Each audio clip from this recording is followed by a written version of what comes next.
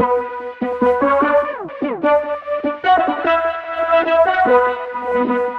everybody, welcome back to another fantastic edition of the His and Her Money Show, where we make it our business to help you take dominion over your money and your life. Thank you for tuning in to another episode because you could be elsewhere, but you're here. And for that, we want to tell you thank you and let you know that we are grateful to have your eyes and ears here at the His and Her Money Show. We are excited about today's episode because one of our longtime friends is here to discuss a brand new book that she has written. She has spent the last several years helping people all around the world get their financial situation in a much better place than they currently had it. Why? Because she had to go through a personal journey of her own to move from a bad place financially to a thriving place financially. And because of what she experienced with her family, her husband, her kids, and the journey they went on, she has now made it her business to help you avoid some of the pitfalls that she went through and overcame along her journey. So she's a really good person with a really good message, and she's written a really good new book. So as we always tell you, get your pen and paper ready or get your notes app open because I'm sure that there's going to be plenty of jewels dropped that you're going to want to remember and execute after this show ends. So let's not delay this any further. Let's go get Allison so we can learn more about all that she's got on going on and how she can help us all make money much easier than it currently is for us. Hey, Allison, welcome back to the His and Her Money Show. Wow, Talent, that was the best intro I have ever had. I'm like, I just need you to go around and intro me anytime I go on a podcast or anywhere because that was incredible. Thank you. I'm so happy to be back. Well, we are glad to have you back. You were here a couple of years ago where you shared your personal journey of becoming free from the debt that had you and your husband drowning. And now you have come back because you've written a brand new, fantastic book. But some people didn't see that last episode, and some people are being introduced to you for the very first time. So before we kind of get into your wisdom, your story, and your advice, can you say hello to everybody that's tuned in and kind of let them know what you're all about? Of course. Hi, I'm Allison Baggerly, and I'm the founder of Inspired Budget. I never set out to start a business. That was a complete pivot in my life. And really, it came about because my husband and I were faced with a lot of debt and we hit rock bottom. To be completely honest and frank, we hit rock bottom. We couldn't afford daycare payments for our soon to be child, and something had to change. So I became very passionate about personal finances, budgeting, and just the peace of mind that managing my money better gave me that I never had before. And through this journey, I realized, hey, I want to help others have that same peace of mind and that success with their money. And so I started Inspired Budget, and that's what I aim to do. I aim to help people learn how to live on a budget, pay off debt, save money, and build wealth without giving up what they love along the way. So this journey started, and I hope everybody caught that with you realizing, hey, we're about to have our first child and we cannot afford daycare. Talk about I don't know, what did that do to you mentally when you came to that conclusion? Because some people hit walls like that and it devastates them to the point of non-action, but it actually inspired you to take action. Talk to us about that. I'm not going to lie to you, Talit. It was really hard. I felt a lot of shame. I felt a lot of guilt. I felt stupid. I was an adult with a college education, married to another person who had a college degree. Here we are, teachers. We're supposed to be these role models in our community. And I felt like I was drowning. I felt like I was standing at the bottom of this mountain. And it would have been easier for us to give up. But I felt like we were at this point in our life where we didn't have an out. We didn't have parents with extra money that could help us. We couldn't even get credit cards because our credit scores were so bad. So we couldn't rely on anything except for changing our own habits. And it was honestly, if it hadn't been for that, I don't know if we would have made that change with our money, which is sad to say because I think that at that time in my life, I only saw my future child, who I was pregnant with, as a reason to change, as a catalyst for change. I didn't even see myself. as a reason for change, or my partner, which is really sad, but it's also where a lot of people find themselves. And so I was put in this position, and he was too, where we said, okay, these small changes we make have to add up, and we have a deadline. And that was enough of a motivation for us to completely overhaul our finances. There's the motivation now. Child is on the way. We're about to be parents. Now we're about to take this adulting thing to the next level. We're not just husband and wife anymore, but we're about to be mom and dad. Let's get to work. Um, how difficult or easy was it for you to not lose the motivation? Because you had the motivation being pregnant, but sometimes we can get motivated but not stay motivated. So talk to us about not just becoming motivated, but maintaining that motivation to get to the ultimate goal. Mhm. I think it's different for every person. Matt, my husband, he's a very driven individual. I am not as driven. I lost motivation many times, which is weird now that I'm the one who started a business about this. But I think it just goes to show you that we have to find ways to motivate ourselves, because we can't expect the outside world and our circumstances around us to be our motivator. And so there were times when I was ready to give up. And that is when I would do one of three things.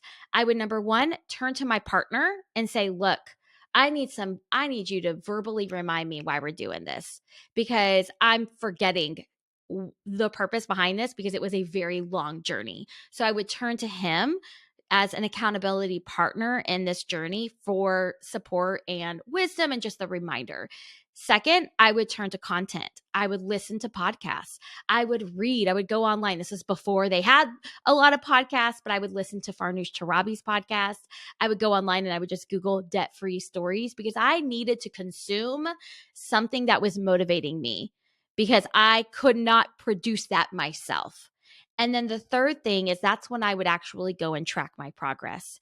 So I had this little debt-free thermometer that I would color in only when I lost motivation.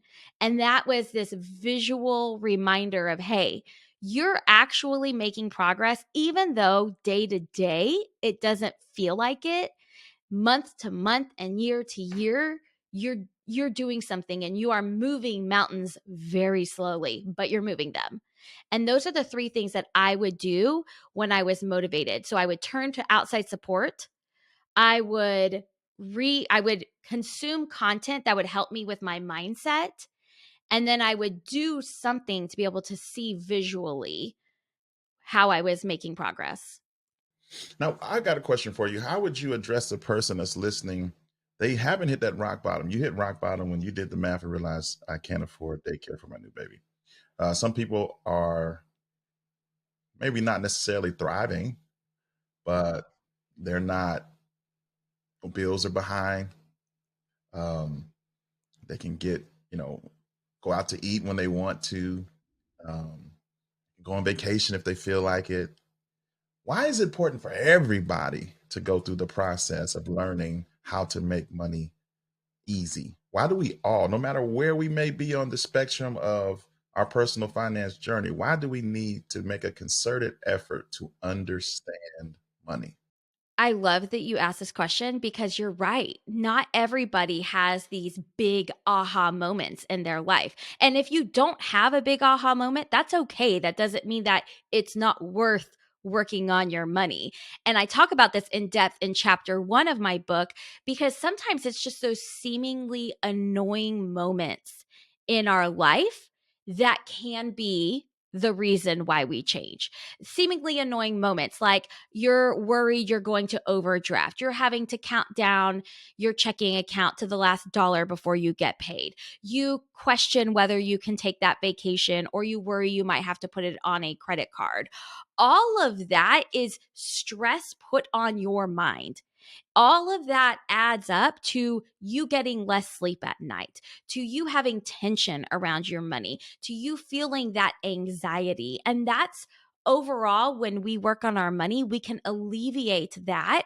Maybe not completely, because we don't live in this perfect world where we're never going to stress about that, but at least we could alleviate it some. And then also, honestly, for me, modeling that for our children. That's one of my goals in life is, I can't change the world, but I can make sure that I am modeling something for my two children to go into this world to also slowly make a change. And if I can model that for my own children and help set them up for success financially and to understand money, and they're not going to be perfect, but to understand how to manage their money, then they can carry that forward as well. Nice. Now, your name of your book is called Money Made Easy, and you've just outlined why anybody and everybody needs to make a concerted effort to dive into understanding not just money, but personally how it's working for you. How's it going? How can I be better? How can I grow it? Where would you like us to start this journey? If people are tuned in and you kind of woke them up, you jarred them by like, you know what? Maybe I need to definitely tighten things up more than I have been. Where would you want that person to begin the process? Oh my goodness. I think it is very important to realize that we don't have to cut everything out of our life. You don't have to hate your life to make money easier, to just make good choices with your money. I think that there's a balance that we can find, honestly. And it really comes through just knowing and getting very clear and having clarity on what you want, and then creating a financial plan that makes sense. So it's kind of this two-part process that I like to talk about. The getting clarity looks like knowing your numbers. So many of us aren't fully aware of, maybe we know how much money we earn, but we don't know how much money we're spending. So we have to have clarity on how much money we're spending, where you stand with debt, where you stand with investments and your future. And then we need to get clarity on what is important to us. So, Talit, I have a question for you. What is something that you spend money on that is a non negotiable because it brings you so much joy? Ooh, good question. Um, okay, it's gonna sound weird, but I'm a hat guy. You're a hat guy. Okay. So I you're really so like to go you're to lids and buy hats. there you go. You know what? My son collects hats. So he has like 20 hats. Every time we go to a new location, like a family trip, he buys a hat. And if I buy him a hat and I went without him, he gets mad at me because he's like, no, I have to be the one to visit. So I love that you said that. You're a hat guy. You find joy in spending money on that. So you need to create a spending plan that you've gotten clear on that. Your clarity is that is something you need to add into your spending plan. For me, it's not about hats. Mine is honestly my thing that I will hold on to for dear life to not give up is having a housekeeper come every other week and clean my house because it has given me back time on the weekends for my husband and me to spend time together and spend time with our family, and has alleviated so much stress in my life. So now that you have the clarity on what you're willing to spend money on, you can cut out and edit, delete anything that doesn't fall in really where you want to spend money. And so that's the first part, is getting clear, having that clarity. And the second thing is creating that financial plan, adding in what you love, adding in your hat budget, deleting maybe you say, hey, I'm spending a lot of money on a car. I'd rather spend money on hats. So I'm going to maybe trade in my car that's really expensive to get a car that's less expensive with a lower monthly payment. So you're adding or you're editing or you're deleting your financial plan so that you can have what you have, that vision, that clarity that you wanted, which was the hat budget. Mhm. Now, I wanted let's one of the, if not the biggest name in our space is Dave Mm-hmm. Ramsey, Yes. and one of his like hallmarks is the rice and beans and Mm-hmm. rice. Cut out everything and Yes. laser in on. Now, for us, we took some of the principles he taught and some of the ones that he didn't. We were Mm-hmm. big on prioritization. We were big on, still living, still, going on Mm-hmm. vacation. And we invested. We didn't wait till we got out of debt to start investing. So I'm curious for you, as you went through this process, getting out of debt, making money easy for you and your husband. How did you prioritize what you're telling us to do? So it's important, and I agree with you wholeheartedly. We tell people to budget for fun too. Don't just Yes. budget for bills, but budget for Mhm. fun. How do we know if we're going overboard? Like we having a little too much fun. We need to, that's what got us here in the first place. So Oh. how do we prioritize things that are fun, still doing things that give us life, Mhm. but also making sure that we're knocking out that goal of getting our debt paid off or getting our Mhm. savings beefed up or getting our investments going? I love that question. I I followed Dave Ramsey when I first started. When I first started this process, I mean, he was the biggest name. He was the person in the space, and I failed talent miserably by cutting everything out. I actually had a moment I like to call just like the boycott. I boycotted the budget and I went to Target and I spent $300 because I said, "This sucks. I no longer want to feel this way." And it was just a total just boycott. And I came home with all this stuff, and my husband was like, "What happened?" And I was like, "This is not the way we're doing it anymore." I just couldn't. It didn't work for me. I needed that outlet as a spender, as someone who loves spending money. I needed an outlet. I needed balance. I couldn't just do beans and rice, right? So, what I had to do and what I recommend for anyone to do is to, before you create this spending plan, you need to have your non negotiables. What are your non negotiables? So, let's say that you're working to pay off debt. Your non negotiable might be, let's send an extra $1,000 to debt every month. That's our non negotiable. But then you have that as a non negotiable. That's almost like your baseline standard. And then above that, that's when you have your spending money. But you always have to have your money goal as a non-negotiable. I see investing, for instance, in my life, I see it as the same level of priority as making my mortgage payment or paying my utility bill. It is a non-negotiable. Same thing when it comes to saving for Christmas or saving for our annual HOA dues. I see it as something that I have to do. And I think when we can have a baseline standard of what is it, what is your goal to pay off debt? Let's say you want to pay off an extra $1,000 a month on top of your other money, or 500, whatever, make the number what you want it to be. If you're not hitting that, that's your red flag. Okay, this was our non-negotiable. If we're not able to hit that for months on end and we're starting to see patterns, then we need to do a reset. And we need to come back to the drawing board because it might change. Maybe you did end up having a medical bill and now you're making a payment every month to a hospital. Maybe your kid is now in an extracurricular activity and you're paying $100 a month for them to play soccer. Sometimes we have to change it, not for things that are bad, not for things because we're overspending, but just because our lifestyle has changed. So I'm always big on noticing those patterns and then coming back to the drawing board and seeing your money goals as a non negotiable, as a baseline, and then also being able to add in that fun.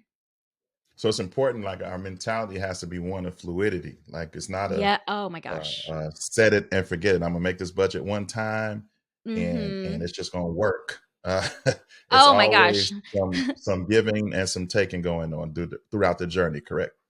Absolutely. I like to pull out my secret weapon. So I have a secret weapon with budgeting. Can I tell you about it? Oh snap! Oh, okay, here it is. So this is in my book. I when I was writing about budgeting in particular in my book, I could not fit it into one chapter.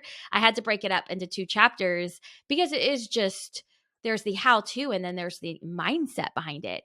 But my secret weapon for budgeting is to have something that I like to call a mini budget. So, for instance, we write a budget for our paycheck, our pay period, and I write the budget that I think is going to work. It looks perfect on paper. It includes everything that I plan on spending. But then my husband might throw out, "Hey, I have to go get my car oil changed." And I didn't know, I didn't anticipate that. I can't anticipate everything. You can't, I can't. And I, instead of letting that get me off track with my budget and saying, "Oh my gosh, this isn't working," I say, "Okay."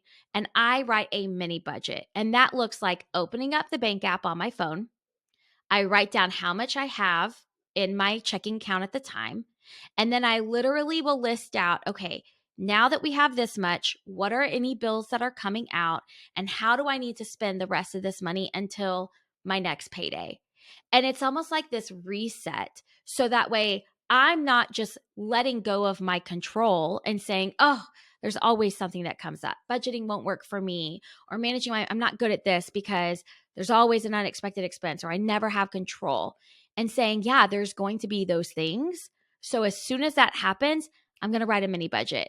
And I've written them on sticky notes that I stick on the fridge with 3 days left until payday, because I want to have a plan for my money.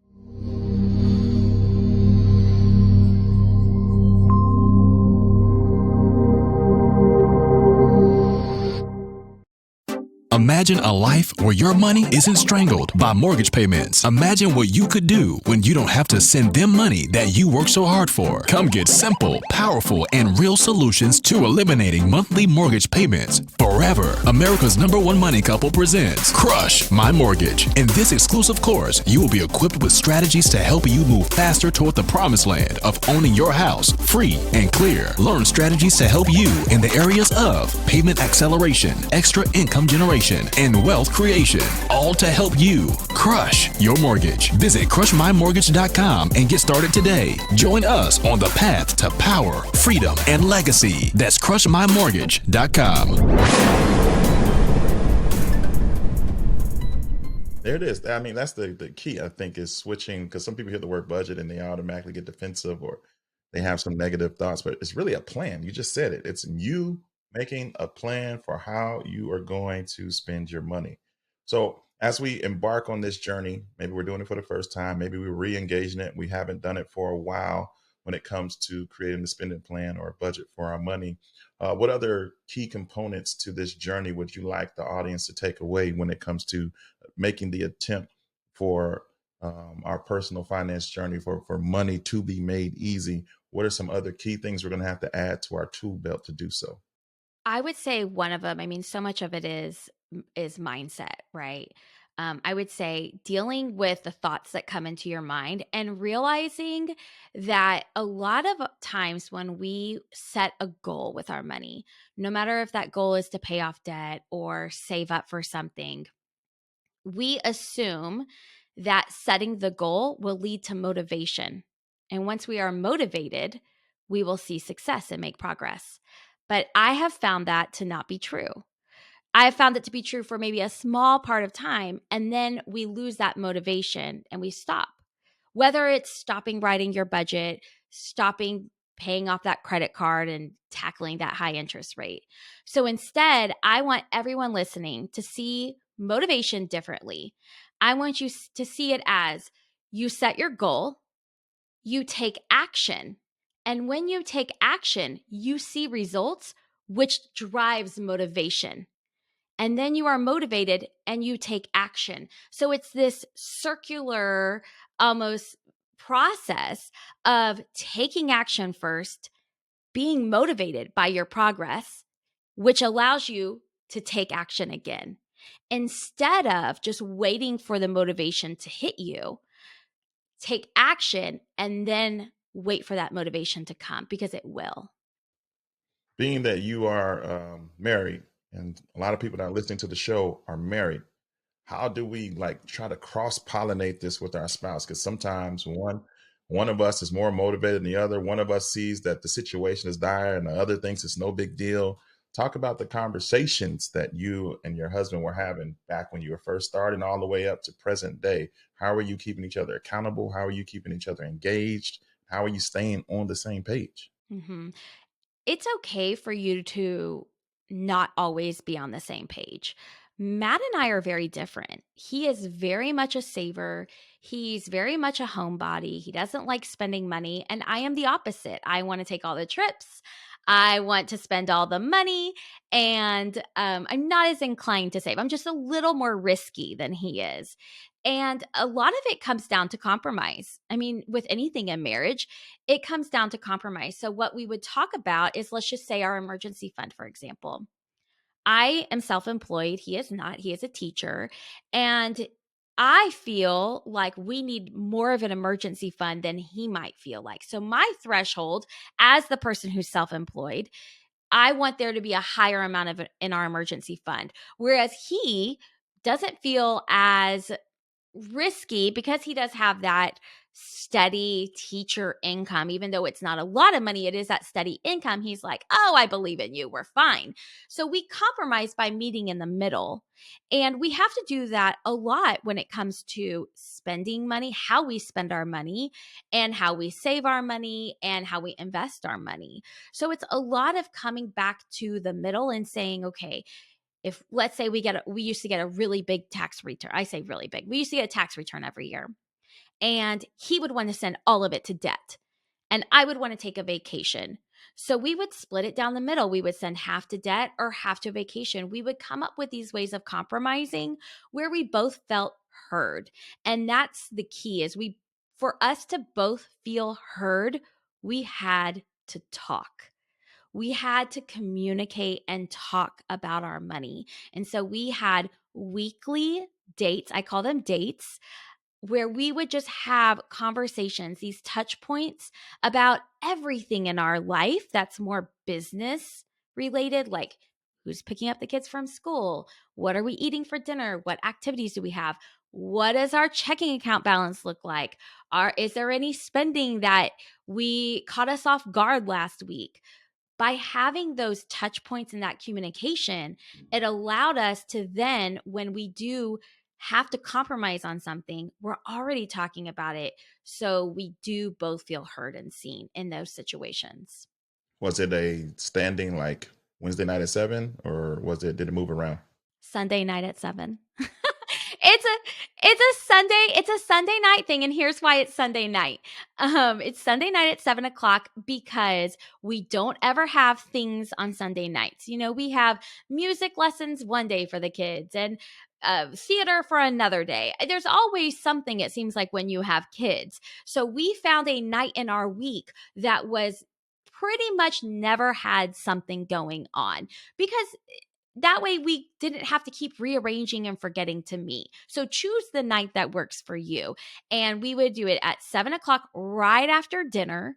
We have dinner as a family, clean the kitchen, and sit down and chat. Or sometimes we would do it at dinner with the kids there. So that way they could see how it works and how this communication between two people can be played out in a way that is not overwhelming or frustrating. A lot of times when people talk about money, there's a lot of conflict and tension and fights. So we wanted to model that as well in a way that is very productive and healthy. So, has there ever been tension Oh my on these Sunday gosh. night at 7 o'clock Yeah, meetings? And 7 if so, o'clock. how did you guys recover? Because, like you said, some people are listening. They're like, "Nah, I'm not. We tried that and it didn't work. I don't feel like going down that road again." So, talk about how you return back to the table after maybe some tension has taken place. It doesn't happen as much anymore because I found that the longer you're working on this, the easier it is to understand each other. I think so much of it comes from what is our spouse or our partner thinking, and how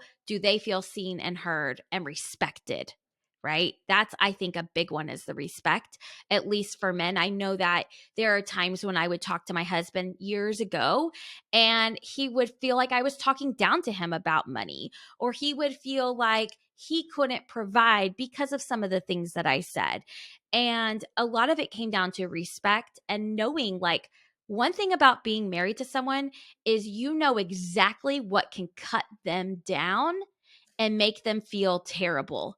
And it's deciding not to do that because you know. And so it took time for us to get there. But coming back to it, being able to say, like, hey, this conversation is not productive.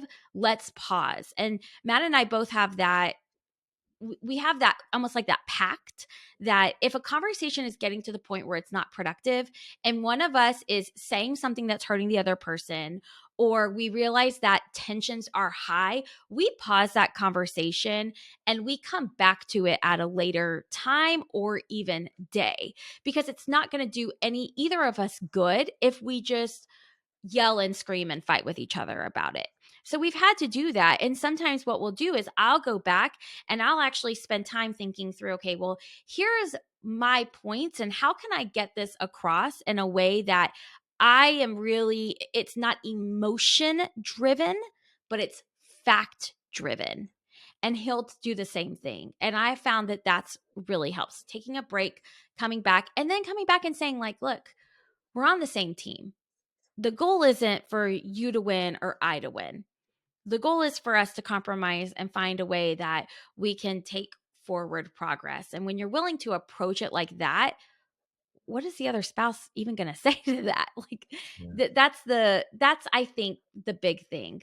But honestly, there's going to be times whenever there's a spouse that never gets on board with budgeting or finances. I mean, I've known people, family members, where the spouse it's always tense and they're never on board. And you can't control another person. You can't force someone to get on the same page with you. It's a choice of theirs. And there's going to come a time when you just say, okay, I have to control what I can control. I have to look at where I have my hand in the money and the finances, and I need to be able to take ownership over that. Whether it's making sure all the bills are paid on time or pulling out cash for cash envelopes for groceries. Sometimes, unfortunately, partners don't get on the same page. And so that's whenever I don't think all is lost at that point.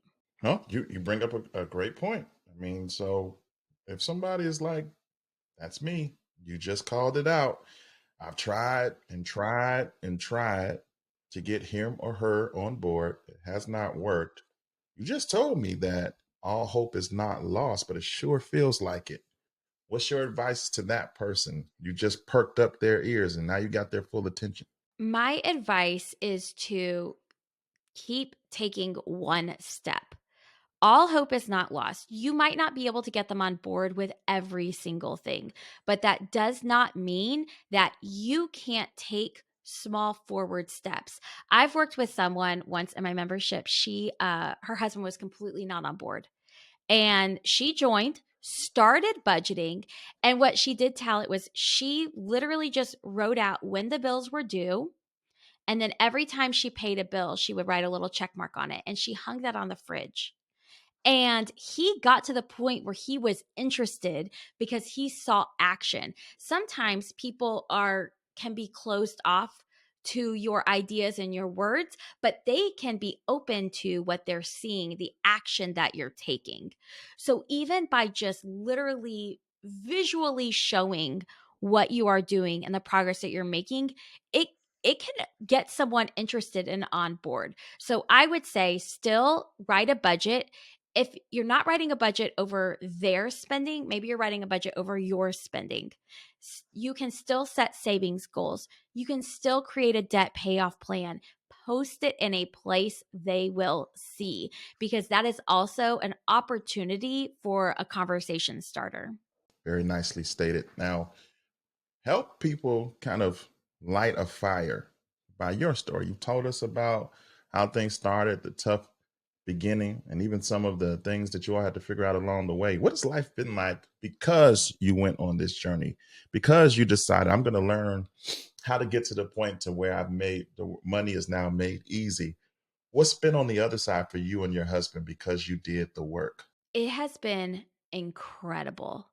Talit, I never thought about it like I always just had this end goal. Let me just get to here. I never thought about how my life and my stress levels would change once I got there. Here's a perfect example. This past weekend, our home, we have this very large window, like to let light in. We have a 2-story entrance in our home, and we have this very large window that's on the second story, kind of just lets light in. Very beautiful. My husband was mowing, and a big rock, he didn't see it. He mowed over that rock, and the rock shot out and went to the top of the window and just shattered it. It was cracked into probably over 1,000 pieces. This massive window that's like 5 feet tall and 5 feet wide. And I was sitting there and I heard the crack. And I was mad. I was like, this is the third window this has happened to. You're not a great landscaper. Like, I was angry at him. And he came in, and I mean, we just sat there and we just heard it cracking, and it continued to just crack into like 1,000 pieces. It didn't shatter and fall, but it just cracked. And I remember sitting there, and he was like, I'm so sorry, it was an accident. And at that moment, I took a deep breath and I thought, it's okay. We have the money for this. We have money in savings. This does not need to be a stress. No matter how much money this costs, this isn't going to keep us from paying our bills. This isn't going to keep us from taking our summer vacation. We have set ourselves up that this is okay. And by the end of the day, I was in a wonderful mood. I knew I needed to call the glass company the next day, but I knew that everything would be okay. And that the fact that something that had happened like that, if that had happened 10 years ago, we would be in debt. We would have to put it on a credit card and not pay it back. We would be mad at each other. Matt would be sitting in shame and frustration and guilt and be having all of this negative self-talk because he messed up. I would then be mad at him and yelling at him and sitting in that unhealthy space thinking about my husband in that way because we weren't in a financial position to deal with it. So the fact that I could be in that kind of anger place and then say, oh, it's okay, and move on has been life-changing. And I never thought that something so small like that would have been so big in my past. And that has been incredible. Major. Now, I'm sure people are ready, and they're ready to go on the journey that you've outlined in your new book, Money Made Easy. So tell everybody a little bit more about what they will find when they pick up their copy, and tell them how they can go and get their copy. Of course. Well, you can get a copy wherever books are sold, Barnes & Noble, Amazon, or you can go online at inspiredbudget.com/moneymadeeasy to get your copy. And what I love about this book, and what I think honestly makes it different than other personal finance books, is that personal finance is just that, it's personal. What worked for me won't work for you, Talent, and what worked for you might not work for the listener. And so instead of trying to put your square peg in a round hole and force something to work and then be angry and upset when it doesn't work, Money Made Easy offers you solutions for you to pick and choose for your own unique life. So it's more of like a choose your own adventure type book, I like to think of it, so that you can find a solution for your money that will last you a lifetime and will work for your family and your unique situation. You also give a lot of gold game out on social media, so let everybody know how they can keep in touch with you on the interwebs. Of course. Well, you can follow me on Instagram at Inspired Budget, TikTok Inspired Budget. Go to my website, inspiredbudget.com. And if you're listening to this podcast, I'm guessing that you like podcasts, and I have a podcast as well, Inspired Budget Podcast. I love to connect with you there. Awesome. Allison, thank you so much for sharing your time, your wisdom, and your story with our audience today. I'm sure they're all inspired by your journey. Thank you for coming on the His and Her Money Show today. Thanks, Talent. It was so wonderful. There you have it, ladies and gentlemen. Another edition of the His and Her Money Show is in the books.